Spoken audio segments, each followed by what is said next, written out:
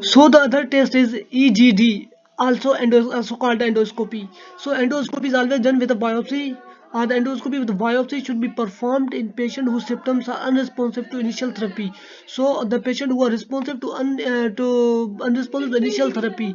So we will do endoscopy with biopsy. Okay, or long studying to rule out the Barrett esophagus and adenocarcinoma, and also to rule out what the Barrett esophagus and adenocarcinoma are suggestive of complicated disease, anorexia, weight loss, dysphagia, and odynophagia. Because there's also history of the anorexia, weight loss, or dysphagia. We will do endoscopy in order to eradicate the complicated disease.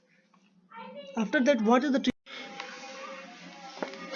treatment of the GERD? GERD की treatment क्या है? So number one is a lifestyle modification, number two is pharmacological, number three is surgical. So number one is the lifestyle modification. Lifestyle modification में क्या करना है? हमें weight loss करना है. Lifestyle modification में क्या करना है? weight loss करना है.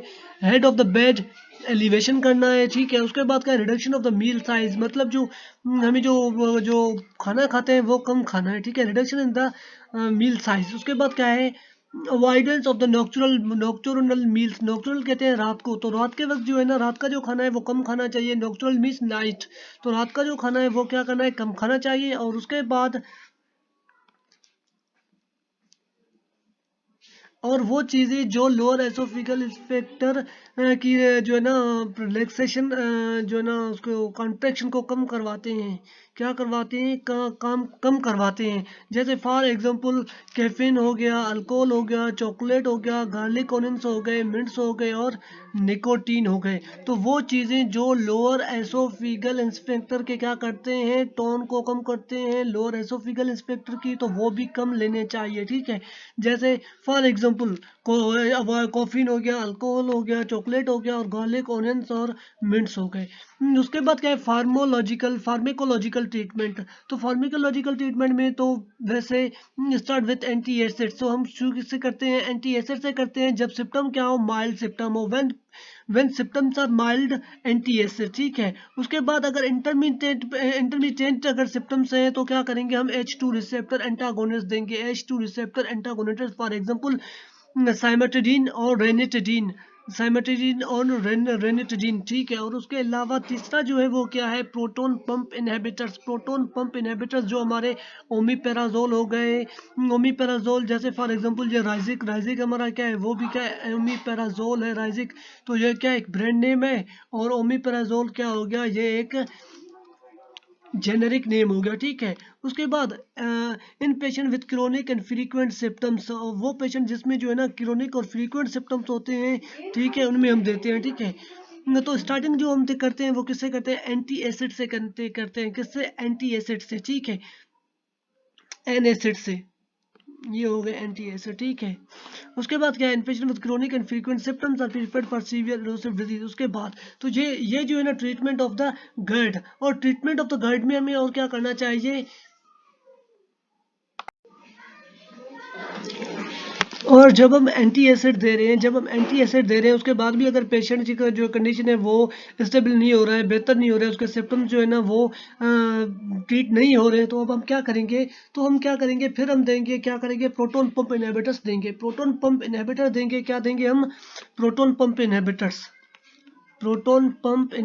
और अगर उसके बाद भी अगर सही नहीं हो रहा है तो हम क्या करेंगे? उसे 2 टाइम्स डेली देंगे. फिर क्या करेंगे? 2 टाइम्स डेली देंगे, ठीक है. और वो क्या करेंगे? 30 to 60 मिनट्स बिफोर मील. क्या करेंगे? 30 to 60 मिनट्स हमें क्या देने पड़ेंगे? बिफोर मील देने पड़ेंगे.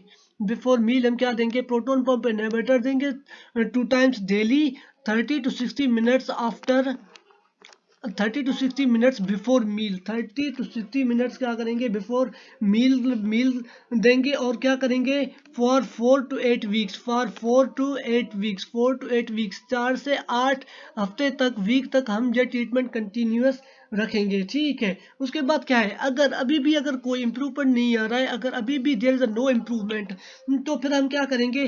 फिर हम एंडोस्कोपी करवाएंगे. फिर क्या कराएंगे? हम एंडोस्कोपी करवाएंगे. अगर फिर भी ट्रीटमेंट नहीं हो रहा है तो फिर हम जाएंगे एंडोस्कोपी के. और एंडोस्कोपी कंफर्म करेगा कि GERD, और एंडोस्कोपी क्या करेगा? वो जो है ना कंफर्म करेगा कि ये GERD है या एसोफेगस आइटस है, ठीक है। और अगर अगर एंडोस्कोपी से कंफर्म हो रहा है कि ये GERD है, तो फिर हम 24 आवर पीएच मॉनिटरिंग नहीं करेंगे, ठीक है।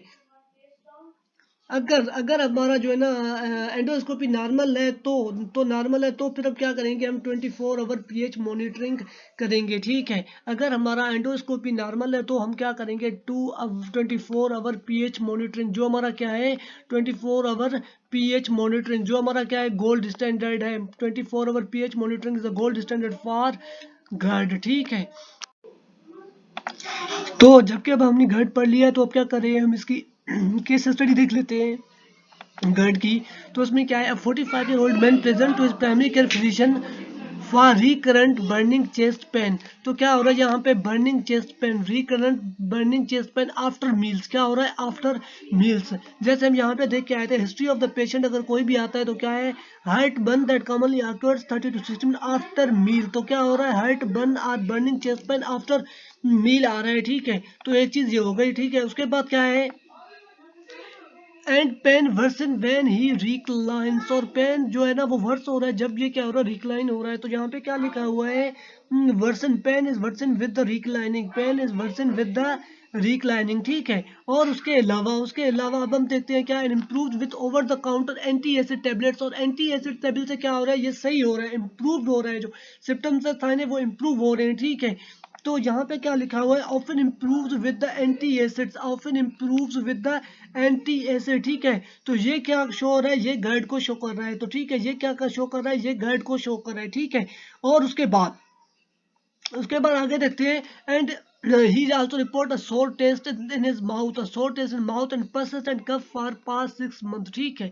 और उसका he has smoked 2 pack of cigarette daily for past 20 years, his temperature is 37 जो कि नॉर्मल है, उसके blood pressure 142/90 and he is 175 centimetre tall, his physical examination unremarkable। तो फिजिकल एग्जामिनेशन अनमार्केबल है और कुछ भी नहीं है फिजिकल एग्जामिनेशन में।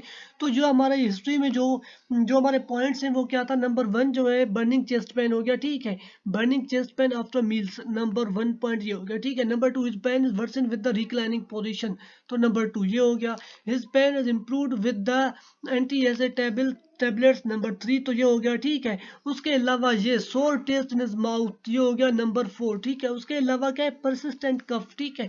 परसिस्टेंट कफ हम देखते हैं यहाँ पे क्या है, यहाँ पे तो ये देखो, यहाँ पे सोर टेस्ट जो लिखा हुआ है ये, और उसके अलावा क्या अनएक्सप्लेन्ड कफ, अनएक्सप्लेन्ड कफ, ठीक है। तो ये किस चीज को शो कर रहे हैं, ये शो कर रहे हैं किसको, GERD को शो कर रहे हैं, ठीक है। तो ये हो गया हमारा GERD, ठीक है, गैस्ट्रोएसोफेजियल रिफ्लक्स डिजीज, जिसके जो सिम्टम है वो आपके सामने है और केस स्टडी भी आपके सामने है।